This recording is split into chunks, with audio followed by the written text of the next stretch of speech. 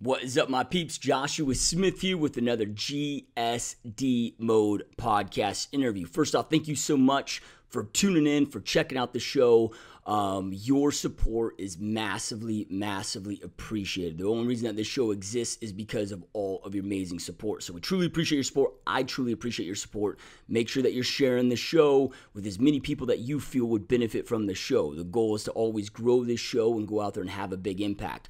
Real quick though, before we jump into today's podcast, I want to plug our sponsors that make all of this possible. Our first sponsor is my personal 90-day mastery bootcamp. This is my real estate agent mentorship training program. It's a group training platform. This way it makes it extremely affordable for you. Inside this program, however, I am unpacking my entire playbook. I'm walking you through step by step everything that I do inside my real estate business, everything that I've done, everything I've learned in my 12 plus year career with selling over 5,000 homes, with selling over $1 billion in real estate. And I walk you through step by step exactly what I've done, how I built what I've built, and what I'm doing today to go out there and create this success. But don't mistake the low cost for low value. This is an insanely in-depth, step-by-step program where I'm walking you through, again, step-by-step on how I go out there. My team sells 1 to 2 homes every single day in today's market, continue to grow my business year after year, and how I've been able to exit from selling, exit from actually day-to-day involvement in my real estate team, and create an epic, amazing real estate team that not only sustains but grows without my involvement. So whatever level that you're at, whether you're a brand new real estate agent, you're an individual high-producing agent that wants to expand and create a team, or if you already have an amazing team, or you're a broker owner that's looking to step up your internal training, looking to step up your systems, your processes, your tracking, make your business more predictable, this program is absolutely for anybody that's serious about leveling up inside their business. So check us out, www.90daymastery.com. Make sure you use promo code LIVEMASTERY, all one word, all together, all caps. That's going to get you the biggest discount on 90daymastery.com. You're going to see tons of testimonials on there, video testimonials, what's included in the program, the future dates of the program. I do several of these every single year, so make sure to check us out and make sure to jump inside that program ASAP.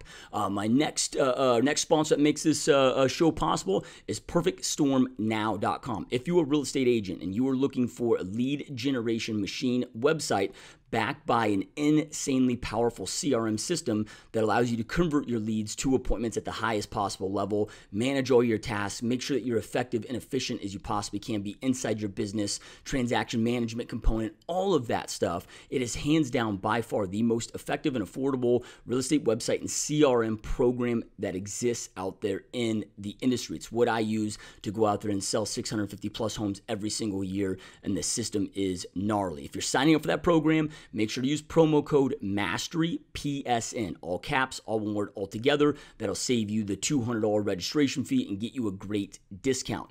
Our last sponsor is REO University. So I teamed up with a good buddy of mine who is the most knowledgeable dude, hands down, that I've ever met when it comes to REO properties. This guy used to work for the banks directly as an asset manager, and he developed so many of the systems that you see that asset managers and asset management firms and banks use today. This guy sold over 11,000 properties, foreclosure properties, as an asset manager. And he and I teamed up with my experience of working with over 35 banks in my career, selling thousands of REOs, plus his experience. We've created just an insane program. Again, REO University, the website is www.REO University. It's a one-time payment for $997, or you can split that up into 3 monthly payments. This is not a live boot camp like my 90-Day Mastery Boot Camp. This is something that you have access to instantaneously. We walk you through exactly how to go out there and get in with the banks.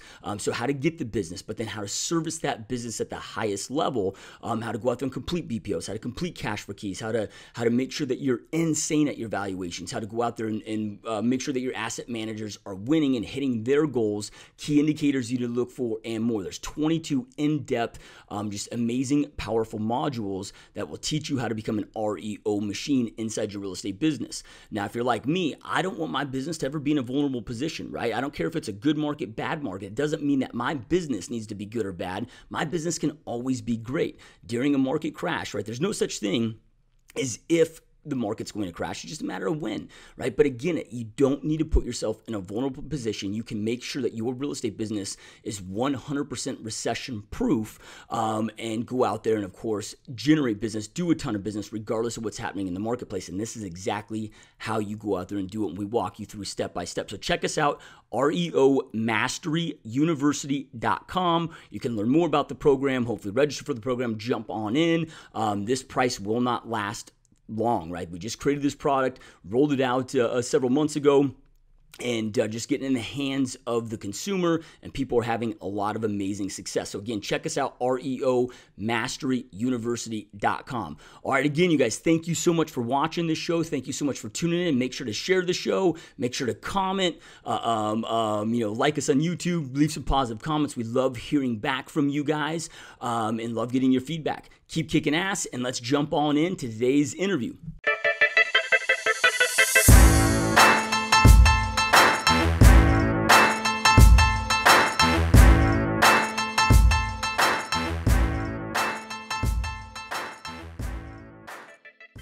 What is up, my peeps? Joshua Smith here with another GSD Mode interview, where every single week we interview top real estate agents, top entrepreneurs, and strip top badasses out there dominating their space. They're people choosing to not live a life of mediocrity, but instead to go out there and create big, amazing, epic lives for themselves, for their families, as well as have a big impact on others. So today, you guys, got another rock star, amazing guest on the show. So our guest today, you guys, is a real estate agent, also the COO of Redline Real Estate Group in Calgary, Canada.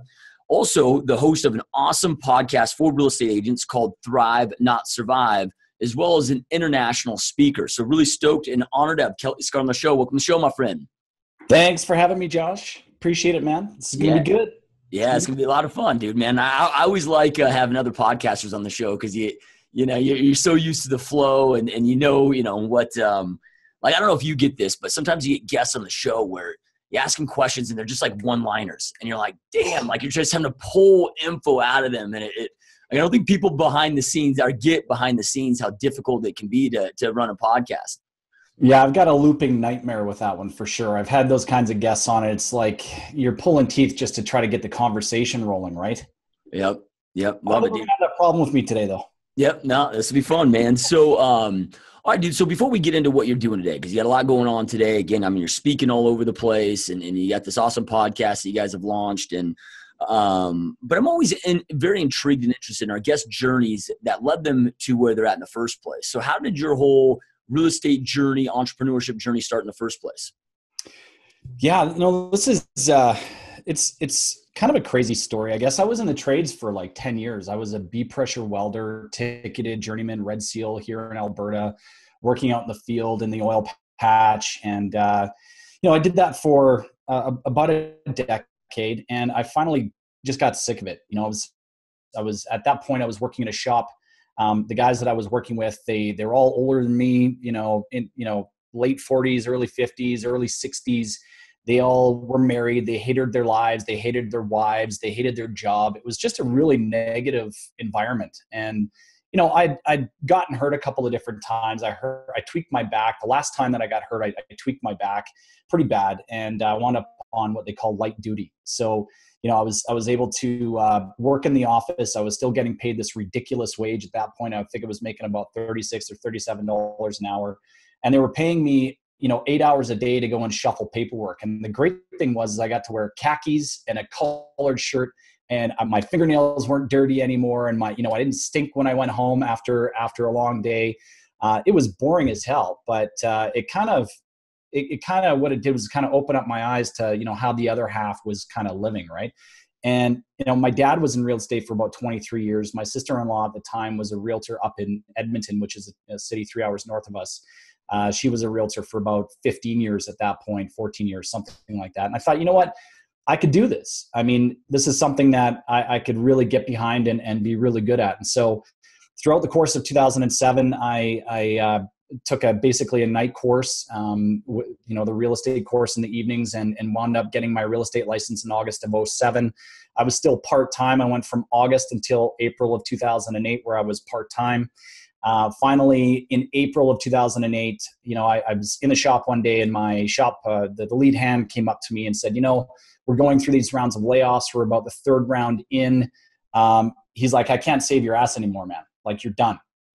He says, you're one of the best welders on the shop floor, but this guy's got a hard on for you. Like, you're done. You're going to be gone in the next round. So I said, okay, not a problem. I go home, I talk to my wife, and I basically sold my wife on the idea of me quitting my full-time job, which was, welding, making well over $100,000 a year, and going into full-time commission sales. I could have easily went and found another job, but, I just wasn't interested in that. So the next day I went in to work and I gave them my 2 weeks notice. My wife at the time was 4 months pregnant with our twins. And, I didn't have a choice. It was fight or flight, man. I had to succeed. And so I left my good paying job and went into full-time commission sales, had a goal of 8 transactions that first year. So the idea was I'd do a deal a month, started in April. So I hit that goal by the end of the year. The goal for 2009 was to double. I wound up tripling. And then 2010, 2011, kind of shifted my model a little bit, went more towards digital, online, social media, that sort of thing. I was pretty flat in those 2 years. We were also going through a major recession, major downturn in the market, but was still able to hammer out 23, 24 transactions in 2010, 2011. And then 2012 rolled around and I wound up with 42 transactions. At the end of that year, I wound up getting a Boomtown website and building a real estate team. And that kind of brings us to present day, where I'm a part owner and chief operations officer for Redline Real Estate Group here in Calgary. Yeah, love it, man. So that first year, though, because that first year you still had your welding job, and then you were doing real estate part-time, and I get this question all the time between the podcasts and just, on social media, whatever, from real estate agents that are in that situation. Now, you were kind of in a position where you were forced to make that transition full-time, but what kind of advice would you give to people that are in that position where they have that full-time career, they're part-time real estate agent? Like, what did you do that first year as you were part-time to go out there and start setting yourself up for that success? So when you made that transition, you could just hit the ground running. Oh man, I made so many mistakes. It was just, if I were to go back now and counsel myself, things would have been completely different. But I'm a firm believer in, walking the path that we walk and looking back and saying, hindsight is 20/20. That's great. Do all of these things differently. But if I had the opportunity to go back, I would probably counsel myself in this way. Have a budget for yourself. Have, 6 months worth of cash set aside in the bank so that you can live. Don't be thinking that you're going to go out and absolutely crush it in that first year and hit 30, 40, 50 transactions. The washout rate in our local market is about 80%. So 80% of the realtors that get licensed within the first 18 to 24 months are out of the business. I was lucky to be one of those that 20% that has lasted almost over a decade in this business. And so I would say have 6 months worth of cash in the bank, sit down and write out a business plan, figure out exactly where you're going to get your leads from. I would even go so far as to say, if you don't have any sales experience, join a team. You might be giving up 50, 60% of your commission, but hey, you're getting paid to learn a trade. You're getting paid to learn a craft. I came from an apprenticeship type background, and I didn't have to pay the journeyman while I was an apprentice to learn how to weld and learn how to, build structural steel and that sort of thing. I didn't have to pay them, but I still had to operate under a journeyman to be able to learn the trade and learn the craft. This is something that I think a lot of realtors, if you're if you're a teacher, if you're an engineer, if you're, already a professional, you should already have a great network kind of built in. And start to tap into that network. But if you have no idea how to sell, no idea how to tap into that network, I would certainly say look at joining a team. That was actually advice that was given to me by my wife's cousin, and I didn't take it because I'm stubborn and I wanted to blaze my own path, man. I wanted to do this thing on my own. But not everybody is like me or like you, right? If you really have no clue as to how you're going to get your next deal, you should really seriously think about joining a team for that mentorship, that team camaraderie. Yeah. Yeah. I couldn't agree more. I mean, it's one of my biggest regrets is out of the gate. I mean, I had success as an individual agent out of the gate, but man, did I struggle once I started my team and created my team. And I wish to God I would have just joined a team, a top successful team for the first 2 or 3 years, just to see internal operations and for that expansion, because once I started my team, it became a nightmare, man. Right. Yeah, man. I same way. I was in Ontario a couple of weeks ago, 3 weeks ago, and I was actually speaking on, my topic was, should I start a team? And, I look back to what I was doing at the end of 2012. At the beginning of 2000, I should actually go back a little bit. In 2010, 2011, we had, a modicum of success, 24, 25 transactions in those years. But the income was like really up and down. Like it was peaks and freaking valleys, right? I remember in 2011, May, we had a $50,000 month. And then I didn't get paid again until September, right? So there was like 4.5 months there where I didn't see a paycheck. We had to live off of that 50 grand. Plus I had to run my business. And so I remember at the end of 2011, my wife, my sister-in-law was dating this mechanic that was working up north in the oil fields, oil patch. And this guy was pulling down $30K a month. He was gone for, 30 days in, 1 or 2 weeks out or something like that. My wife was like, you should go and work in the oil patch with this guy. You could be making all of this money. And I was like, absolutely not. I'm not going back to welding. I'm not going back to what I was doing before. I said, everything that I've done over the course of the last 2 years, it's got to work. I know that it's going to work. I said, give me until the end of the first quarter of 2012. And if it doesn't work, if I don't hit this goal, the goal is to hit 9 transactions by the end of the first quarter of 2012. I said, if I don't get there, then I'll go back to welding. And that was the compromise that we made. Well, I think it was like 12 or 14 transactions by the end of the first quarter. And we were kind of off and running. At the beginning of 2012, we were at this real estate conference. Our local board has a conference to kind of kick off the year in January. And I remember I was out with Chris Smith and Amy Charoux and a bunch of other local real estate agents. And I remember very vividly this conversation that Chris was having with one of, our top agents in the city. And I was kind of eavesdropping on this conversation. And they were talking about this company called Boomtown and this website and how it's generating all these leads. And I heard this guy say, yeah, well, I'm probably going to spend like $4,000 a month on this website. And I turned around and I looked at him and I go, dude, seriously, you're going to spend 40, 50 grand on a website?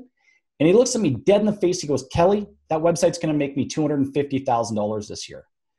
And the fucking light bulb just went off. And it was like, okay, hold on a second. I don't have 2 nickels really to rub together right now, but now I'm thinking about spending, 50 grand a year on a website that could potentially pay off 5 times.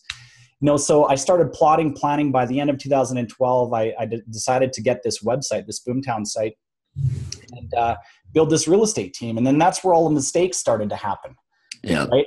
I didn't realize that I wasn't a natural born leader. I didn't realize that I didn't know how to coach. I didn't realize that I knew how to close, but I didn't know how to teach people how to close on the phone. Right. And so those are some of the biggest mistakes that I made in starting a team. And then, all of the other layers, the systems, the processes, everything that you were talking about, the administration side as well. Right. Learning that stuff in and out would have definitely have been beneficial to me at the end of 2012, moving into 13 and starting that team. Yeah. So let's talk though about before you got the Boomtown site and started really hitting online marketing hard, which we'll definitely get into because I know it's something that a lot of agents have massive interest in. But I mean, you were experiencing some decent success before, right? At least in the real estate industry's eyes, and the game changed once you got in online marketing. What were you doing out of the gate though before you were doing the Boomtown stuff to create that success that you created? Yeah, so I started out really old school. The broker that I had was like, she was almost out of the business. At that point, she was like 30 some odd years in the business or something like that. And, a lot of the tactics that she was teaching were like door knocking and, geo farming, mailers, just a lot of stuff that I wasn't really super interested in doing. So I started out of the gate just doing as many open houses as I possibly could. My wife wouldn't, at the time, she was a teacher and she wouldn't allow me to tap into her network. I'd only been in Calgary for, at that point, I think 5 years, and I didn't have a huge network of friends. Like I had a very small core group, and those guys weren't really, they weren't really looking at buying houses at that point anyway. So she wouldn't let me tap into the network. So I had to figure out a way to build my own network, right? And so most of it was open houses. Like, it was just about every single weekend I was doing an open house, and I got really good at it. And for some reason in 2010, I decided that open houses, I was just going to forsake them and just go away from them altogether and abandon this great lead source that I had, and decided that I was going to go digital. Got myself an Uber Tour website at the time. Started doing video blogs. I started blogging prolifically. And this was back in 2010. So I abandoned the open houses, went full on digital, still had a decent amount of success in 2010, still had a decent amount of success in 2011. But it was like, on a Sunday, I would shoot 5 videos.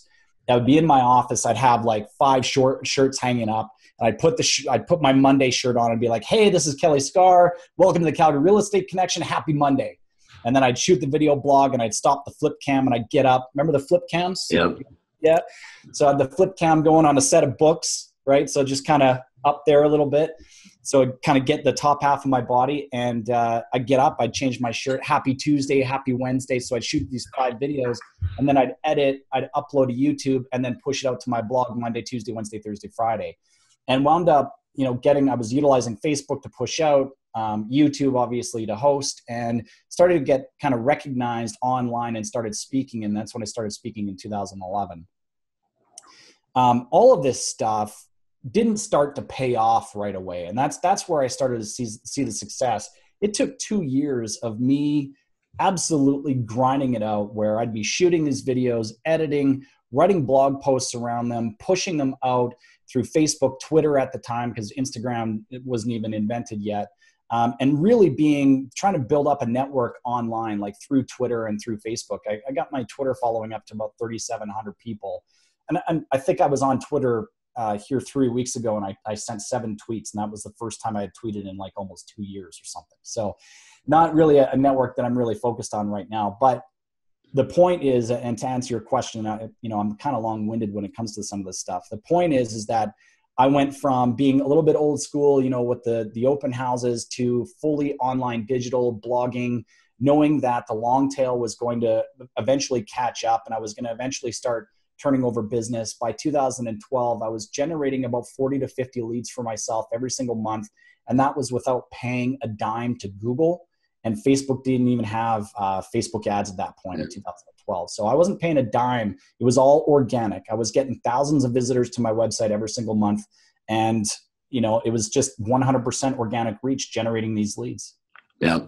Love it, dude. So then, all right. So then, you get this Boomtown site, which eventually, right, because you got the Boomtown site, which allowed you to take your online marketing and lead gen to the next level, which, led to the team. I don't want to say it's Boomtown that allowed you to create the team. It was all the leads and the success you were creating with that platform that allowed to that.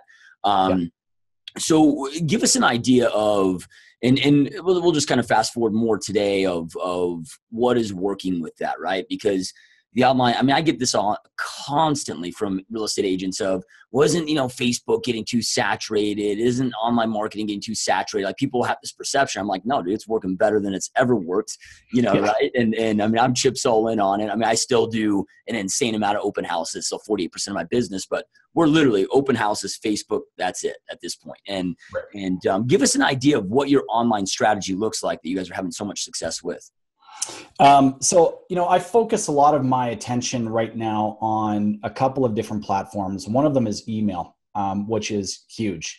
So part of my role here at Redline is we have something called a Done For You marketing program, where our agents hand us their database, and then I write all of the content and we push it out to their database for them so that they don't have to worry about the email marketing side of things. I've removed my own database from that full Redline database. And I've been testing some stuff out kind of on my own, sending out like a weekly email to my client base. I'm getting ridiculous open rates, somewhere in the neighborhood of 42 to about 48%. I'm getting people emailing me back, commenting on the videos that I'm putting into the emails. The first email that I sent had to do with this journey that I was on, this health journey, getting healthy. I had my gallbladder removed last year. And I'm writing almost like a story. I'm storytelling basically within email. And so, that's kind of the direction that I'm going. And that's the direction that I'd like our agents to go at the brokerage as well, is to really embrace email, because email marketing is not dead. If I can generate like a 48 or 50% open rate on a list, our full Redline database, actually our agent database is somewhere around 2,800 people, and we're getting like 50% open rates on that. That's like 1,400 eyeballs on a single email, right? And we're getting conversions around that as well. So agents are joining us because of the content that we're putting out through the emails. I'm getting people emailing me back, calling me, texting me from the emails that I'm sending out, because of the stories that I'm telling are resonating with the people that are reading them, right? So I'm focusing a lot of my attention on email right now. Facebook, definitely, since the algorithm changed, I have noticed some big changes within the stuff that I've been pushing out just organically. Like, I used to post a picture of my kids and I would get like 50, 60, 70, 80 likes on that thing. And now it's just totally dropped off. So I don't know what's going on there. I got to do a little bit more reading and figure that shit out. But I've also put a lot of time and effort into Instagram and kind of building my following there as well. So, three different platforms that I'm really embracing right now that are actually really starting to work. And, taking this, for example, a podcast like this, we'll be able to take this video and I'll push it out to my email network. I'll push it out to Facebook. I'll push it out to Instagram. People will see this hopefully and resonate at some point, and maybe they'll send me a referral. Maybe they won't. Right. So it's, for me, the overarching presence online is about demonstrating value, not just to my client database, but also to the agent community. Because a large part of my business last year and the year previous to that came from referrals from other parts of the country, right? So it's, overarching, it's, 3 different platforms, putting a lot of effort into email, not a lot of money, but definitely a lot of effort, and starting to see some of those results.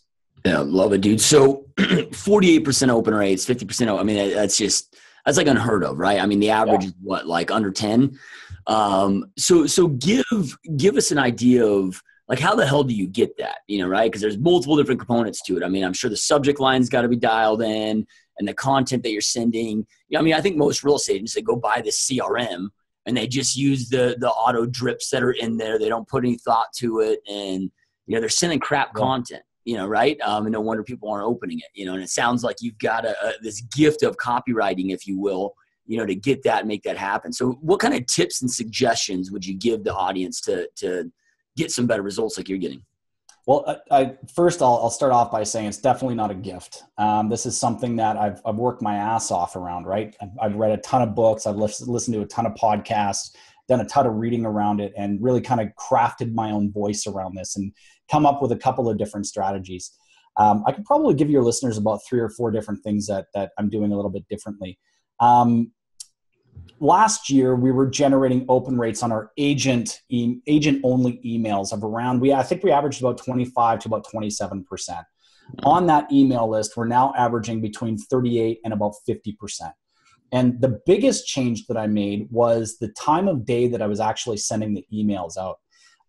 We were told last year, we were coaching actually with Cheplack, Cheplack, Yep. John well. One of the things that John had said was, make sure that you're sending those emails out at 8 a.m. Well, we were doing that, and we were doing that already. And I was trying different days. I was trying different times, 6 a.m., 6:30, 7:45, trying to keep it, before 8 a.m. in the morning. What I came to realize was one day I just had this epiphany. I was in the bathroom on my phone. It's like 6 a.m. And guess what I'm doing? I'm scrolling through my email. I'm going delete, delete, delete, delete, delete, right? And I realized that most other people are probably doing the same thing at 6, 7, 8, 9 o'clock in the morning. They're checking their email. And if the subject line doesn't resonate, they're deleting the email. They're not even looking at it.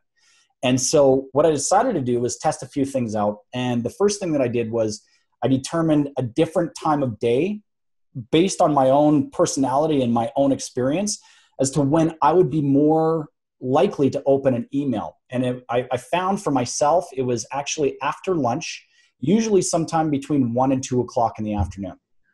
So think about that for a second. If you're sending an email to your database, to your client database, those people are probably coming back from lunch at 12 o'clock, right? Or 1 o'clock in the afternoon. And what are they doing as soon as they get back to the office? They're doing what? They're checking their email, right? So that's the first thing that they're going to do is they're going to check their email. So that's the first message that I would suggest is to test different times of day and different days of the week as well. I found that on Wednesdays, we're getting the best open rates when I send on a Wednesday as opposed to a Friday. For whatever reason, I can't figure that one out. The timing was very easy, but the time of day or the time during the week is something that I can't figure it out. But we're getting better results on Wednesdays than we are on Fridays or any other day of the week for that matter. So time of day, day of week, definitely the subject line. There's certain rules within email marketing, especially as it pertains to real estate. You don't want to put sold or property or, any of those like key buying words, because most spam blockers are going to pick that up and you're going to automatically going to go into their spam, right? So that's something that you don't want. So the great thing is we use Infusionsoft. And so we put in a subject line and then underneath there's the ability to put in like a snippet of what the email kind of is about. Right. And we've seen some really great results by adding that snippet in there. And the snippet doesn't necessarily have to be anything that's actually in the email, but it would be something a little bit more pointed than what the subject line would be.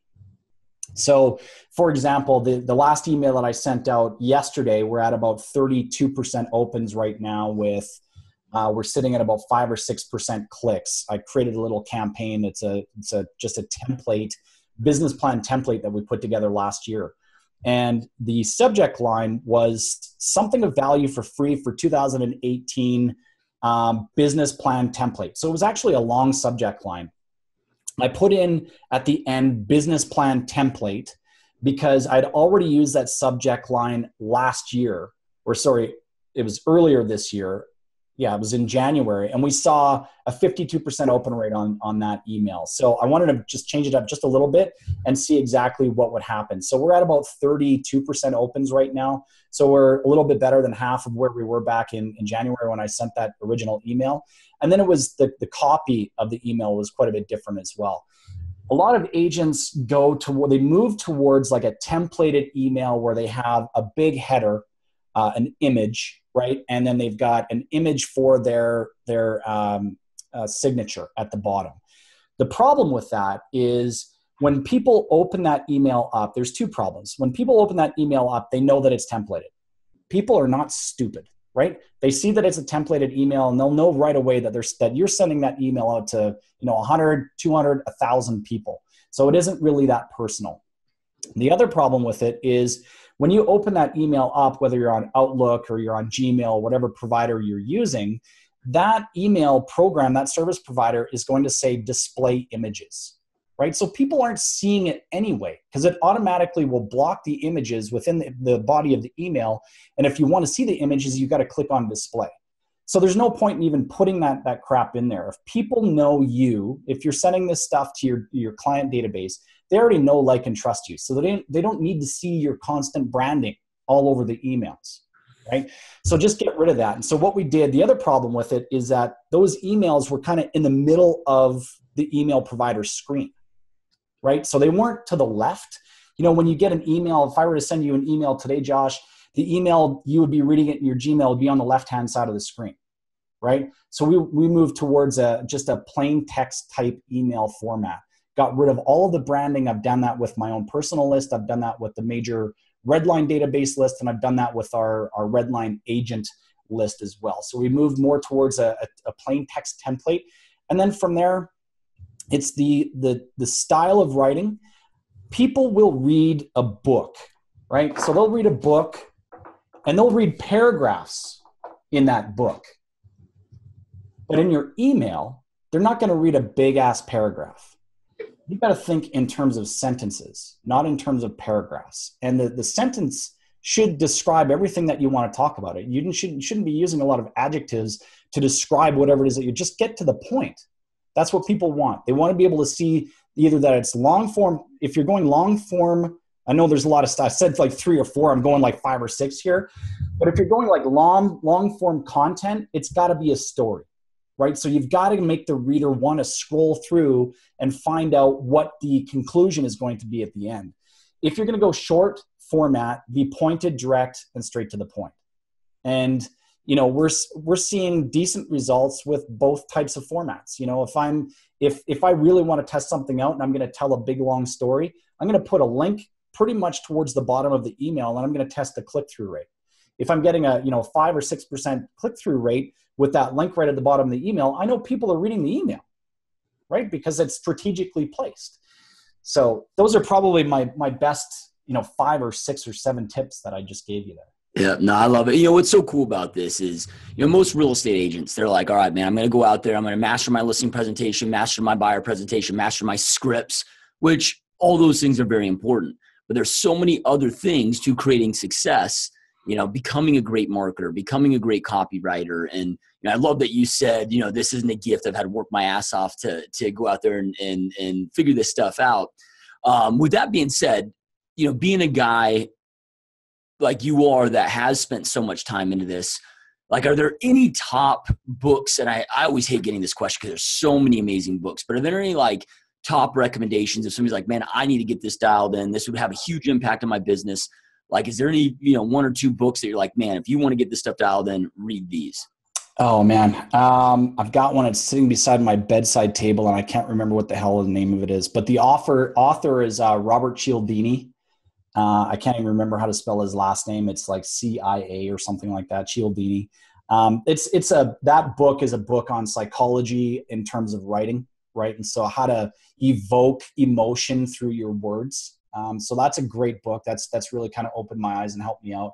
One of the podcasts that I started listening to a long time ago was Agent Marketing Syndicate with Ryan Fletcher. Super, super bright guy. This guy was a copywriter for Agora, did very, very well with those guys and knows a lot. And so I'm on his email list. I read every single email that he sends. He is a proponent of like that long form content, right? And he puts links in there strategically placed. He uses Infusionsoft. So I read a lot of his emails and kind of pull a lot of ideas out of the stuff that he's doing. I've listened to his podcast, almost 102 episodes or something like that. I've listened to every single episode. So that's a lot of the inspiration that I've gotten. I also subscribe to other podcasters like EO on Fire. So I'm watching and listening to his podcast and reading a lot of his content. Benji Bruce is another guy that I'm on his email list as well. He's a speaker, author. He coaches speakers, right? And so I subscribe to all of these different newsletters and these email lists that I'm getting like once a day, basically. And I'm reading through their content and I'm picking up a bunch of little tidbits, stuff that I know that can help me. I'm just looking at the way that they structure their emails. I'm looking at how they're writing, how their copy is pulling me from sentence to sentence and getting me to scroll down to the next piece, right? And then, at the end of the day, take a copywriting course. Like Digital Marketer had put out a copywriting course here about a year ago. I'm about 3/4 of the way through it. I think it cost me $99 or something like that. But it basically teaches you how to be a copywriter. It teaches you how to write copy, and how to do this stuff. So, this is part of the tool chest. You've got to be able to sharpen the tools in order to be able to use them. If you want to jump into email marketing, dude, like go learn.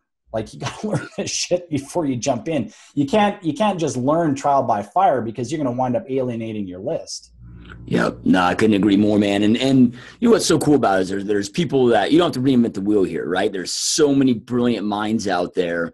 I have a private Facebook group for the podcast and, got a lot of people in there. And one of the guys is like, hey, where do I get my content, my email content to send out my CRM? I'm like, find the biggest producer in your area, opt in as a lead, and steal their shit.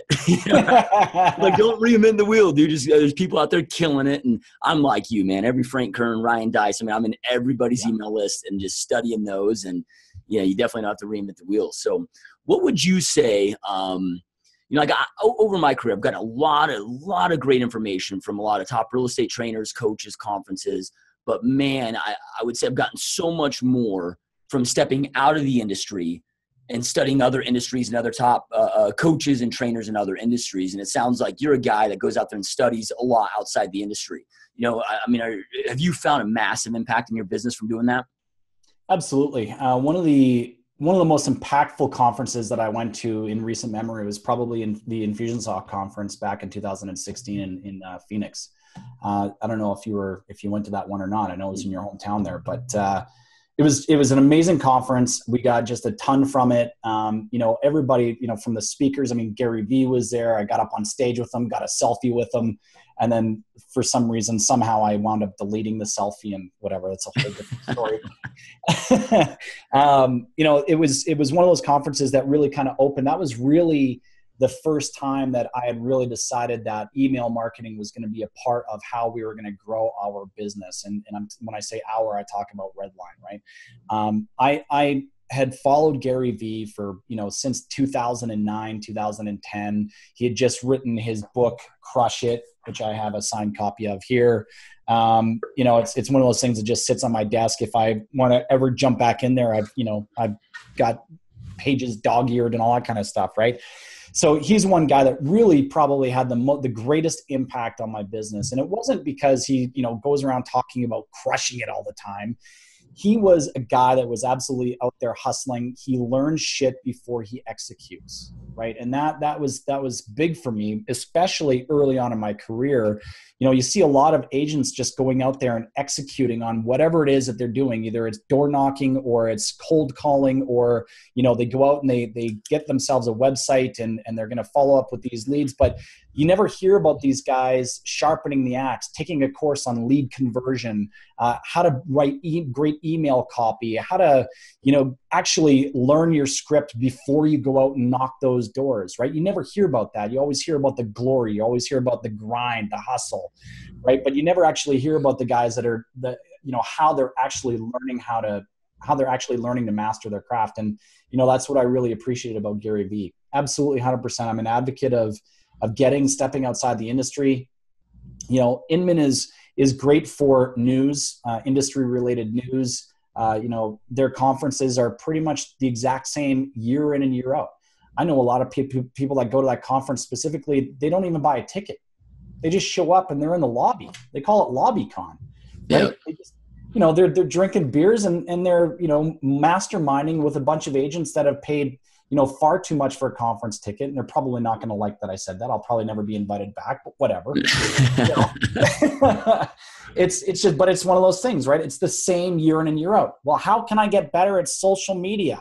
Fuck, are we still talking about this? It's 2018, for Christ's sake, right? I mean, come on. Yeah, I love it. I don't know if you've seen the new Think and Grow Rich movie that they recently just casted. Saw the trailer. Yeah. So, but what you just said there reminded me of a quote that Rob Dyrdek said in that. And he's like, the biggest defining line, like if you draw a line in the sand, the biggest defining line that he could think of from those that are successful compared to those that are unsuccessful is those that are unsuccessful obsess with the thing that success brings, right? The houses, the cars. Those that are successful obsess over the things that create the success. You know, they become obsessive about copywriting, like you're talking about lead generation, about, you know, the presentations, and they obsess about those. And that's what creates that insane amount of success. Right. Absolutely. 100%. You know, and it's, if you want to get better at coaching, go become a coach. Like, learn how to become a coach. Like, take a coaching course, right? And then go be a coach, right? If you want to get better at mountain biking, go buy a bike and then take a class on how to mountain bike. I mean, you know, at the end of the day, people, real estate agents specifically, they really focus on, like I said before, the grind and the hustle. And they're not really focused, and they love to glamorize that. But, you know, the guys that I know that are super successful in this business, there's two things that I know. Number one, they are head down, ass up all the time. They are 100% dialed into their business, and they are truly grinding it out. Number two, they don't talk about how successful they are. They just don't. They just keep their mouth shut, right? They just nose to the ground. Like Sarah Kalki is a real estate agent in Edmonton. We interviewed here about a month or so ago. Here's a gal that doesn't brag. She doesn't talk about how many deals she's done. She's a solo agent. She's got 2 part-time assistants, 1 full-time assistant. She did 105 transactions by herself last year, right? She's in it, man. She's in it. She's doing it. She's nose to the grindstone, 100% committed to her business, but you never hear about her successes. We had to pull that out of her. She wasn't the one like plastering it all over a billboard somewhere saying, look at me, look at me. Yep. Yep. Love it. No, I got her on the podcast next week, and I'm stoked. Oh, I had the honor of speaking with her in LA recently, and that's when I met her the first time. And yeah, man, she's something else, man. She's the real deal for sure. Yeah. Yep. Love it, dude. So now I know you've got a business partner, and this is something that more so I find in real estate than other industries, but seems so common that people team up. And I see it all the time where it's like, oh, well, I'm doing, decent amount of business. This agent's doing a decent amount of business. If we combine together, share resources, you'll crush it, right? But they're not assessing strengths, weaknesses, and going deep into, is this truly a fit? And it sounds like you've got an epic, amazing partnership there. Can you just walk us through like some suggestions that you'd have for those that are looking to potentially partner and what makes yours so successful? Yeah. So I'll give you a little context. So I'm COO of Redline Real Estate Group. I joined Redline at the end of 2015. Darren and I had been speaking to each other since about 2014. We were down in South Carolina for a Boomtown conference, which is kind of funny because we're both in the same market, but had never really talked to each other until we got to this conference, 2,000 kilometers away from home. So we started this conversation in 2014, how can we work together? We both have teams, you seem like you're pretty dialed in. So are you, like you've got these strengths, I've got these weaknesses. How can we work together?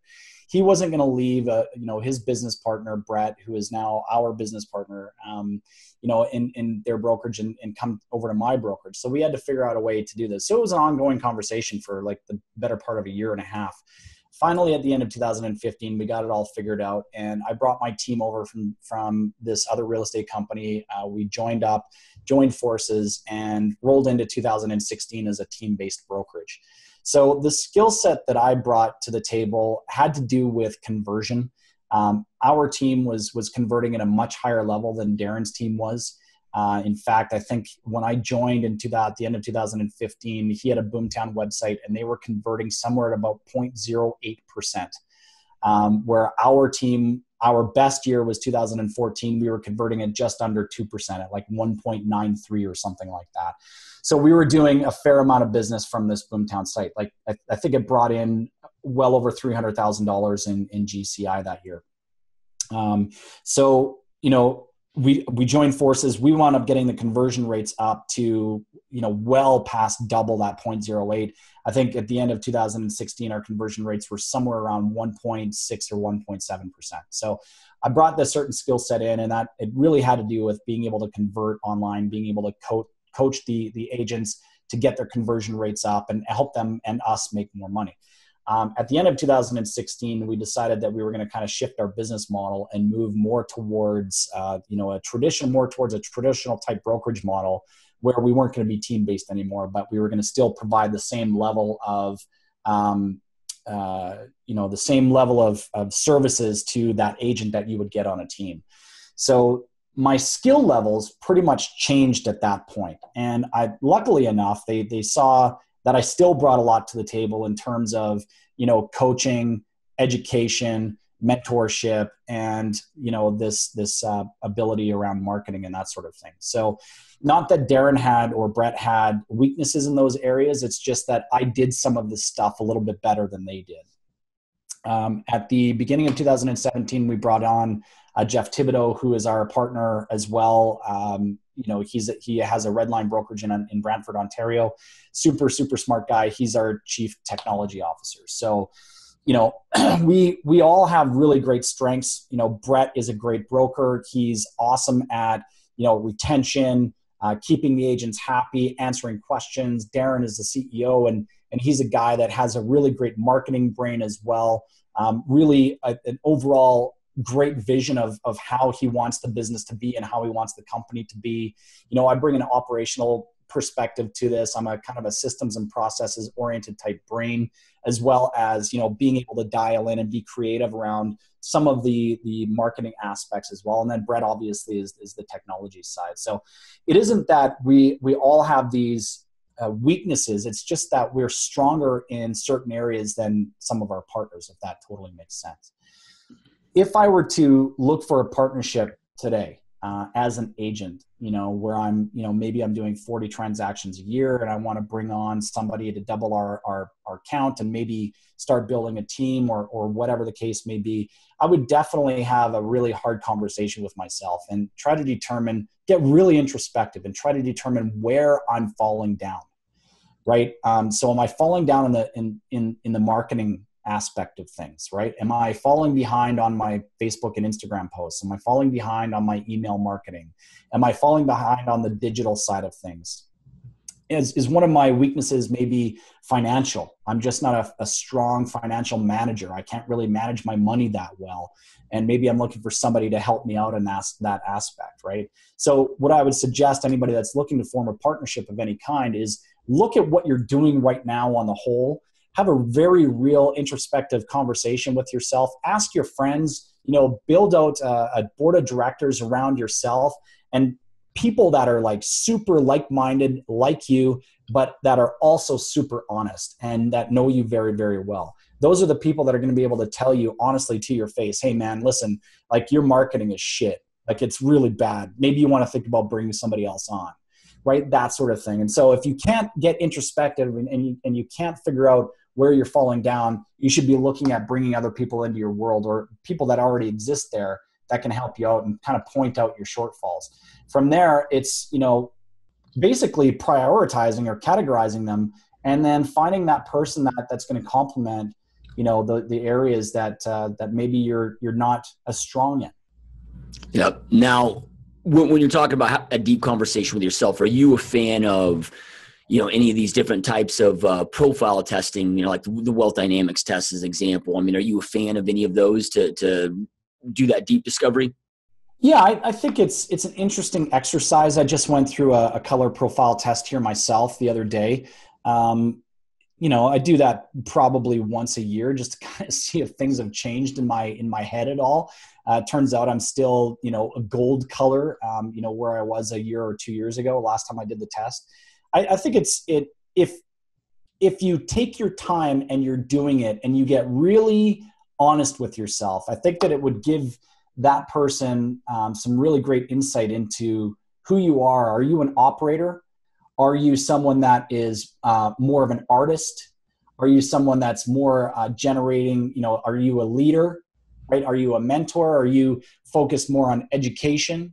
Right. So there's all of these different labels that we can give each other. And I think taking those tests really is a good starting point to kind of point you in the right direction. But again, like I said, you've got to be introspective and really honest with yourself in order to be able to take that kind of a test. Yep. Love it, man. So, all right. So you got this podcast, Thrive Not Survive, which I love the title, man. I mean, yeah, unfortunately, most real estate agents just do enough to scrape by for their whole entire career. I hire almost essentially all new agents on my team. And a lot of these new agents will be freaked out because they're like, well, I'm going up against this agent that's, been in the business 15 years. I'm like, yeah, they just repeated the same 15 shitty years, 15 years in a row, right? And I mean, that's just, unfortunately, that's what most agents do. They hit this capacity and they just skate by for the whole entire career and never truly go out there and thrive. What led you, man, to starting the podcast? It was kind of crazy. So our business partner, Jeff, and he was out here last year. I think it was March or April. I think it was March of last year, 2017.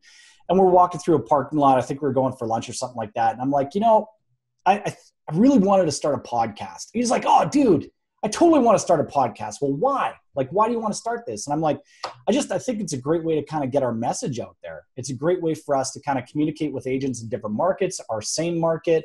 To talk about the tools, the tips, the strategies, how we've been successful in our own business, bringing guests on and providing some insight into their business and really truly trying to help out that agent that is kind of scraping by. At the end of the day, I was actually having an online conversation with a real estate coach here this morning, and he said something that was interesting. He's like, the probably the most frustrating thing about coaching is that the agents that I'm coaching aren't doing the things that we're talking about that are going to make them successful, right? They're coming into every single meeting every 2 weeks. And it's like, okay, did you do all of these things? And they're like, nah, I just didn't have time. I just didn't get to it.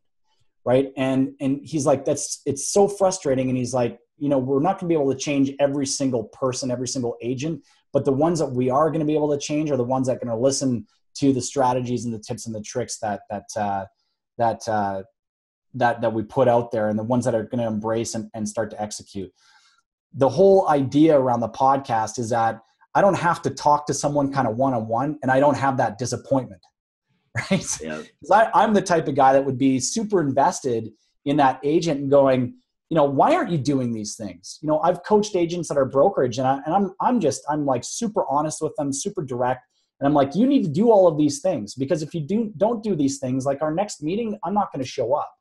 There's no point in me being there, because if you aren't going to do the things that we talk about and you're not going to execute, you're not going to take your business to the next level. What are we doing?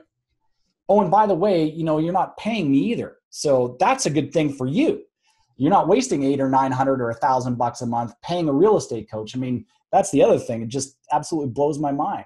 Some of these people are paying $800, $1,000, $1,500 a month, and they aren't doing the work that the coach is telling them to do to be successful. It's just, I don't know. It's crazy. So why did I start the podcast? It was, at the end of the day, it was an opportunity for us to kind of get our names out there, but also ultimately to really try to help and drive a message around these ideas and how to execute on the ideas. There's lots of real estate podcasts out there. A lot of them kind of talk high level type shit. We wanted to get into the minutia and get into how to do some of this stuff.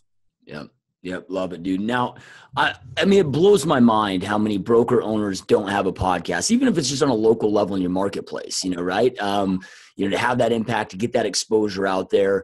For those that are broker owners that are listening to this, what type of impact have you seen as far as getting your name out there, which a big goal of this, but ultimately bringing agents in? Because right now these agents are frustrated with their current brokerage, and they're like, shit, man, I've learned more from Kelley on his free content that I ever have from my brokerage. I'm going to go join him.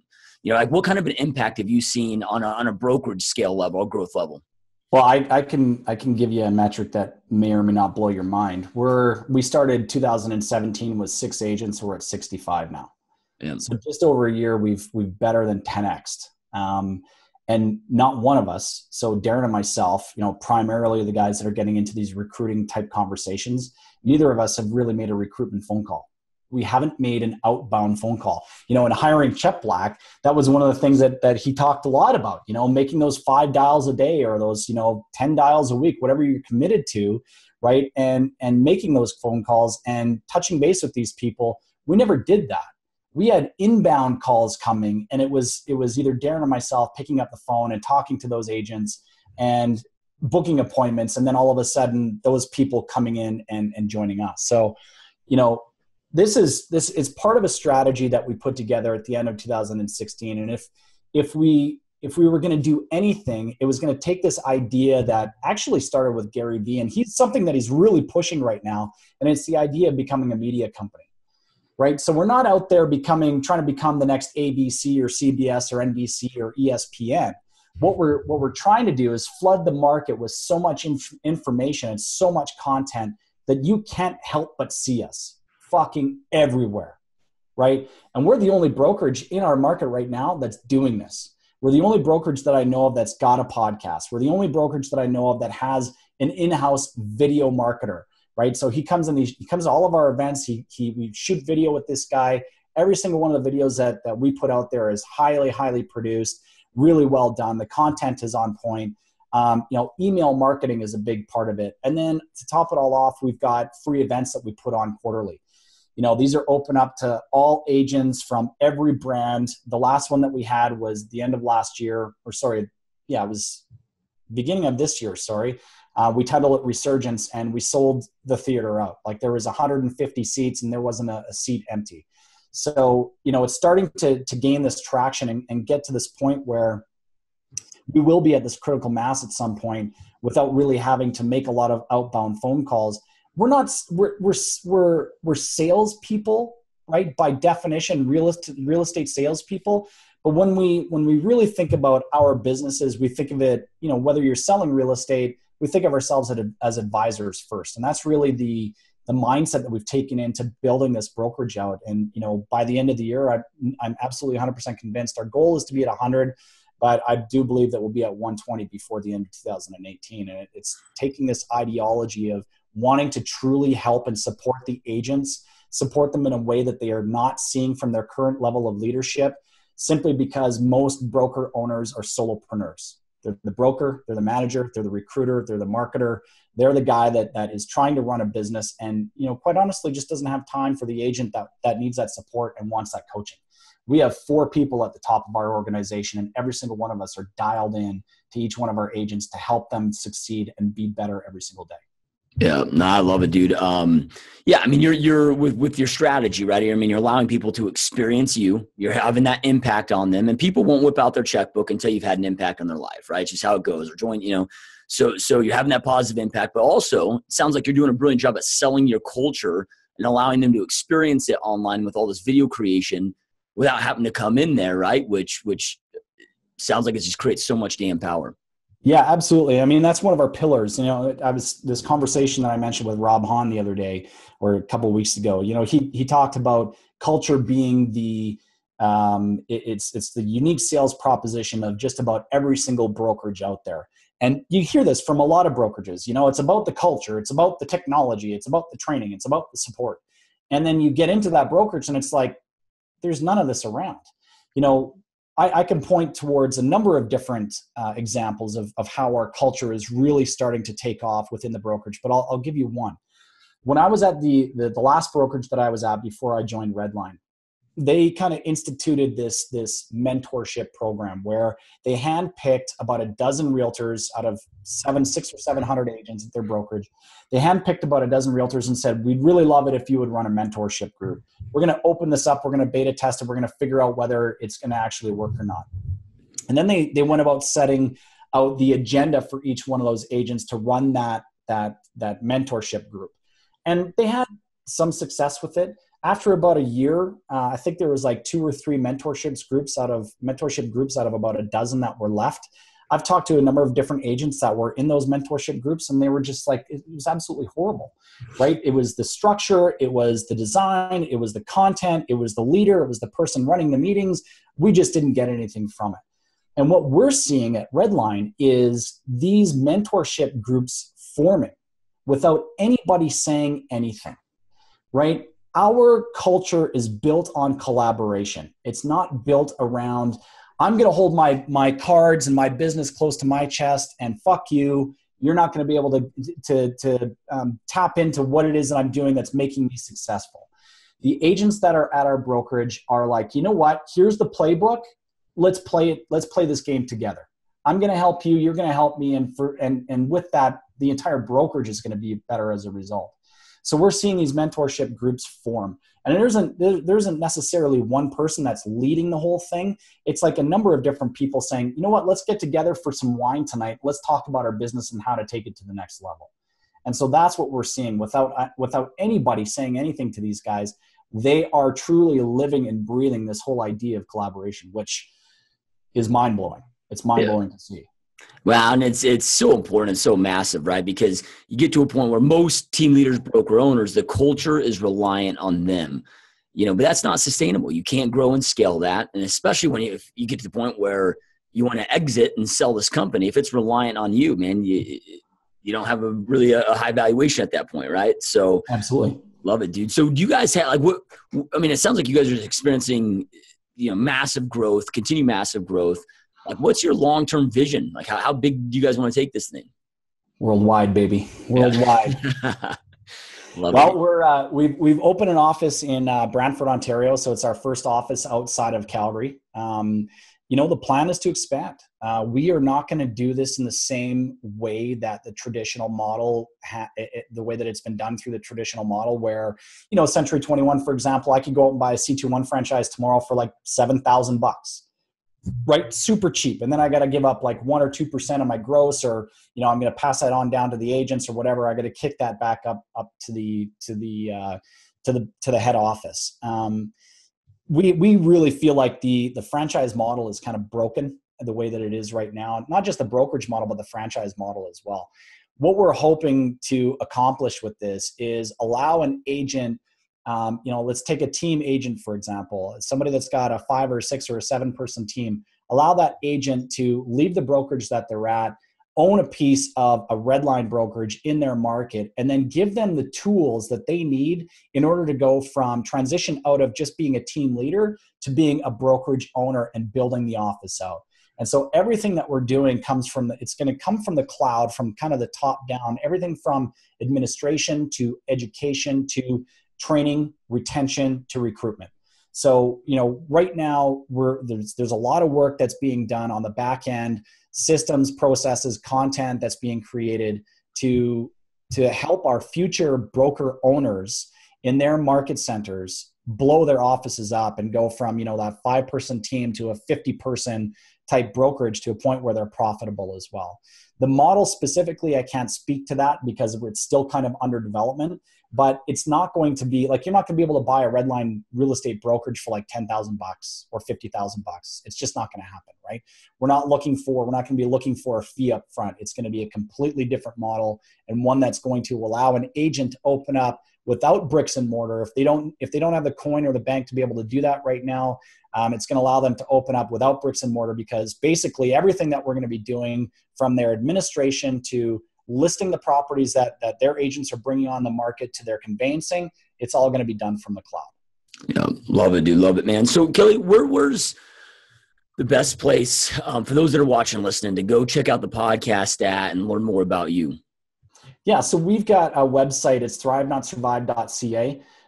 We're also got the podcast up on iTunes. We're also in the Google Play Store now as well. And I'm trying to get us onto Spotify. Sent them an email trying to see if we can get on there as well. So I know apparently there's a lot of podcasts that are being consumed on Spotify. I didn't know that, but that's the whole reason why we're trying to get there. But yeah, so those would be probably the 3 places: Google Play Store, iTunes, and thrivenotsurvive.ca. The whole thing is all branded towards Thrive Not Survive. So Thrive Not Survive podcast, thrivenotsurvive.ca, our events are all Thrive Not Survive as well. So it's something that we really live and breathe. Love it. And those watching, listening, will make it really easy. And there'll be links. I don't care where you're at, where you're watching, where you're listening. There'll be links right below so you can connect with those and go check that out. So, those that are watching and listening are here because they want to go out there and create an amazing, epic life for themselves and their families. Do you have any last maybe words of advice or inspiration that you'd like to leave them with so they can do exactly that? Yeah. I guess it really doesn't matter where you're at. If you're an agent that's just starting out, if you're an agent that's 15 years in the business, if you're an agent that's 25 years in the business, really take the time to enjoy your life. Take the time to enjoy the people that are around you. This business can really eat you up and spit you out. And if you don't have boundaries set up, this is something that I did not learn until I was about 4 or 5 years in the business, where I actually have boundaries. I have a family. I've got 9-year-old kids. I've got a wife that I've been married to for 12 years now, so these are people in my life that I love spending time with. And, if I get a phone call from a client at 9:00 at night, I'm sorry, but it's going to voicemail. I'll return that phone call in the morning, typically because I'm probably going to be in bed anyways, because I'm an early riser. Right. But my advice would be, it doesn't matter where you're at. Especially if you're new in the business, set those boundaries up early. There's nothing wrong with jumping and running and going and hustling your face off. I 100% agree with that. But you've also, at the end of the day, you got to surround yourself with the people that you know, that you love, that you like, and those people that are going to give you energy to be able to get through the next day. So make sure you put those boundaries up and really enjoy the time that you have. Yeah, love it. Powerful stuff. And those watching and listening, I know I end every podcast with this, but information without implementation is truly just the start of delusion. Information doesn't power until you take action on that information, which creates the power in your life, or you create the life that you know you want and deserve. And Kelley shared so many amazing pieces of advice with you guys today. Make sure to take something that you learn and take immediate action on it. And Kelley, I know how busy you are, man. It's truly, truly been an honor having you on the show. Truly appreciate you being here. Man, it was just so jacked. I'm just going to go and crush some calls now and get back to my business, man. I really appreciate it. Thank you for having me on. Yeah, 100%. It was an honor. All right, you guys, we will talk to you and see you next time.